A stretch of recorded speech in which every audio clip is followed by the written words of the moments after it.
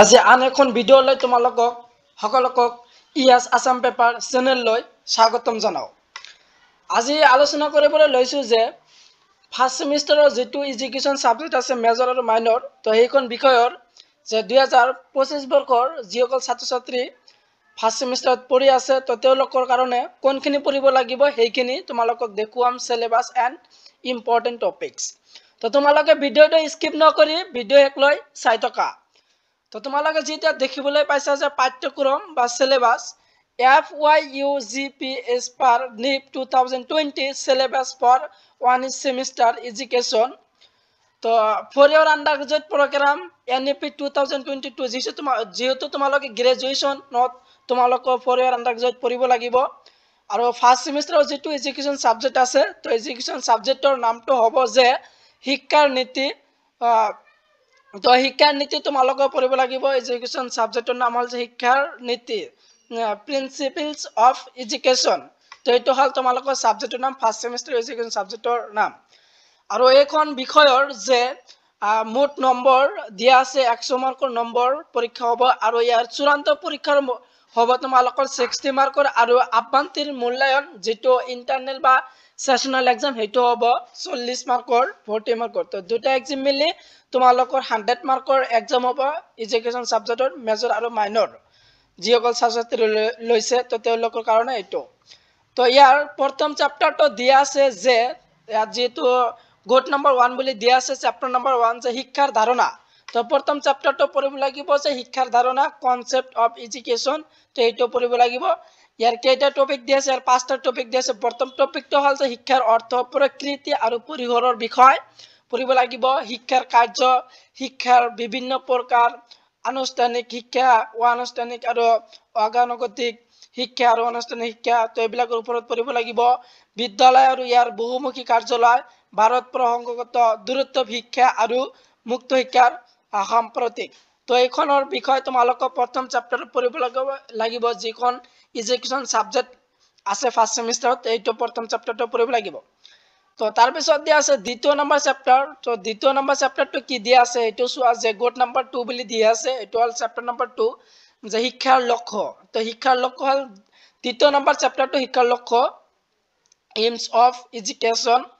তো ইয়াৰো তোমালোকৰ যে 5টা টপিক দিয়া আছে, শিক্ষাৰ লক্ষ্যৰ ধাৰণা আৰু গুৰুত্ব, শিক্ষাৰ লক্ষ্য নিৰ্ণয়সমূহ, শিক্ষাৰ বিভিন্ন লক্ষ্য আৰু ইহঁতৰ পথ নিৰ্দেশনা।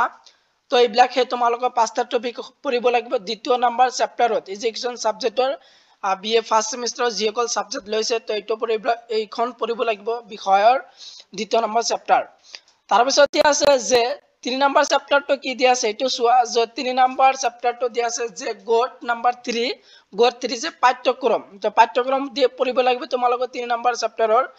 আৰু তোমালোকৰ 5টা টপিক দিয়া আছে, পাঠ্যক্ৰম অৰ্থ আৰু পাঠ্যক্ৰম প্ৰকৃতি আৰু পাঠ্যক্ৰম প্ৰয়োজনীয়তা। প্ৰথম টপিকটো এইটো পাঠ্যক্ৰম প্ৰকাৰ, পাঠ্যক্ৰম প্ৰস্তুতকৰণ নীতি, পাঠ্যক্ৰম নিৰ্ণয় সমূহৰ। তো এইবিলাকৰ ওপৰত পঢ়িব লাগিব। 5টা টপিক দিয়া আছে 3 নম্বৰ চেপ্টাৰত, তোমালোকৰ 5টা সেই টপিক পঢ়িব লাগিব। তো তোমালোকে স্ক্ৰীনশ্বট মাৰিব পাৰা, স্ক্ৰীনশ্বট মাৰি লোৱা যে তোমালোকৰ ফাৰ্ষ্ট সেমিষ্টাৰৰ যে এডুকেশ্যন সাবজেক্টৰ নামটো কি, শিক্ষাৰ নীতি। তো এইটো পঢ়িব লাগিব ফাৰ্ষ্ট সেমিষ্টাৰ মেজৰ আৰু মাইনৰৰ যিসকল ছাত্ৰ ছাত্ৰী লৈছে, যিহেতু একেই সাবজেক্ট মেজৰ আৰু মাইনৰৰ। তো তোমালোকে এইটো ল'ব লাগিব, পঢ়িব লাগিব।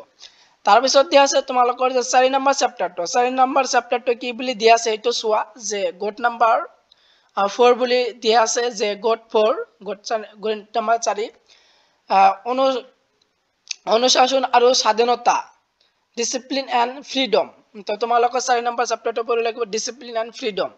ইয়াৰ কেইটা টপিক দিয়া আছে? ইয়াৰো 5টা টপিক দিয়া আছে। অনুশাসন আৰু স্বাধীনতাৰ অৰ্থ আৰু গুৰুত্ব, অনুশাসনৰ বিভিন্ন গঠন, অনুশাসনৰ বনাম আদেশ, বিদ্যালয়ত দিয়া পুৰস্কাৰ আৰু শান্তিৰ গুৰুত্ব, স্বাধীনতাৰ ধাৰণা আৰু মুক্ত অনুশাসন, বিদ্যালয়ত অনুশাসনৰ পৰিচালনা।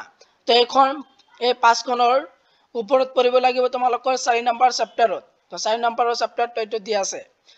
তাৰ পিছত দিয়া আছে যে তোমালোকৰ যেটো এডুকেশ্যন সাবজেক্টৰ হেকৰ যেটো চেপ্টাৰ, যেহেতু তোমালোকৰ টোটাল 5খন ইউনিট পঢ়িব লাগিব, 5খন চেপ্টাৰ। তো যেটো হেকৰটো দিয়া আছে, হেকৰটো কি দিয়া আছে? গোট নম্বৰ 5 যে চেপ্টাৰ নম্বৰ 5টো হ'ল যে গণতন্ত্ৰ আৰু শিক্ষা, ডেমক্ৰেসি এণ্ড এডুকেশ্যন। তো গণতন্ত্ৰ আৰু শিক্ষা ডেমক্ৰেসি এণ্ড এডুকেশ্যন সাবজেক্টৰ চেপ্টাৰটো তোমালোকৰ 5 নম্বৰৰ চেপ্টাৰত পঢ়িব লাগিব এডুকেশ্যন সাবজেক্টৰ ইয়াৰ কেইটা টপিক দিয়া আছে প্ৰথম টপিকটো হ'ল শিক্ষাত গণতন্ত্ৰৰ অৰ্থ সকলোৰে বাবে গণতন্ত্ৰ আৰু শিক্ষা গণতান্ত্ৰিক শৈক্ষিক পৰিবেশত এটা শিশু গণতান্ত্ৰিক শিক্ষক আৰু প্ৰশাসনৰ ভূমিকা গণতন্ত্ৰ শিক্ষণৰ পদ্ধতি এই টোটাল 5খন তোমালোকৰ 5 নম্বৰ চেপ্টাৰত পঢ়িব লাগিব তো তোমালোকৰ যে বিএ ফাৰ্স্ট সেমিস্টাৰ মেজৰ আৰু মাইনৰৰ যেটো সাবজেক্ট এডুকেশ্যন সাবজেক্ট আছে তো হেটো এডুকেশ্যন সাবজেক্টৰ নামটো হ'ল যে শিক্ষা নীতি প্ৰিন্সিপলস অফ এডুকেশ্যন তো এইটো হ'ল বিষয়ৰ নাম বা সাবজেক্টৰ নাম আৰু ইয়াৰ এক্সাম হ'ব 100 মাৰ্কসৰ ফাইনাল এক্সাম হ'ব 60 মাৰ্কৰ আৰু 40 মাৰ্কস হ'ব ইন্টাৰনেল এক্সাম আৰু ইয়াৰ টোটাল ইউনিট দিয়া আছে তোমালোকৰ যে স্ক্ৰিনশ্বট মাৰি দিব পাৰা যে ইউনিট আছে টোটাল 5টা প্ৰথমটো পঢ়িব লাগিব শিক্ষা ধাৰণা কনসেপ্ট অফ এডুকেশ্যন শিক্ষাৰ লক্ষ্য এইমছ অফ এডুকেশ্যন পাঠ্যক্ৰম অনুশাসন আৰু স্বাধীনতা গণতন্ত্ৰ আৰু শিক্ষা ডেমক্ৰেসি এডুকেশ্যন এই টোটাল 5খন হে পেপাৰ সাবজেক্ট চেপ্টাৰ পঢ়িব লাগিব 5খন হে চেপ্টাৰ তোমালোকৰ এডুকেশ্যন সাবজেক্ট পঢ়িব লাগিব তো তোমালোকৰ যে বন্ধু বান্ধৱীৰ লগত বেছি বেছি শেয়াৰ কৰি দিয়া যে 2025 বৰ্ষৰ যিসকল ছাত্ৰ ছাত্ৰী ফাৰ্স্ট সেমিষ্টাৰত পঢ়ি আছে বিএ তো এডুকেশ্যন সাবজেক্ট লয় তো তেওঁলোকৰ কোনটো কিতাপ পঢ়িব লাগিব আৰু কেইটা সাবজেক্ট পঢ়িব লাগিব কোন কোন টপিক দিয়া আছে তো এই কেতে তোমালোকৰ বন্ধু বান্ধৱীৰ লগত শেয়াৰ কৰি দিয়া যাতে তোমালোকৰ বন্ধু বান্ধৱীয়ে সিলেবাসখিনি পায় তো এই ভিডিঅ'ৰ ডিসক্ৰিপশনত যে যেনে কমন পেপাৰ এএসি বিএসি আৰু এমডিসিৰ সাবজেক্টৰ ভিডিঅ' বনাইছো তো হেবিলাক লিংক দি আছে ডিসক্ৰিপশনত তাৰ পৰা চাই লবা আৰু নেক্সট ভিডিঅ'ত তো এইখন বিষয়ৰ ইম্পৰ্টেন্ট কোৱেশ্চন আনসাৰ আলোচনা কৰিম তো নেক্সট ভিডিঅ' পোৱাৰ কাৰণে মোৰ চেনেলক সাবস্ক্ৰাইব কৰি থবা তো ভিডিঅ'টো ইমানেই আছিল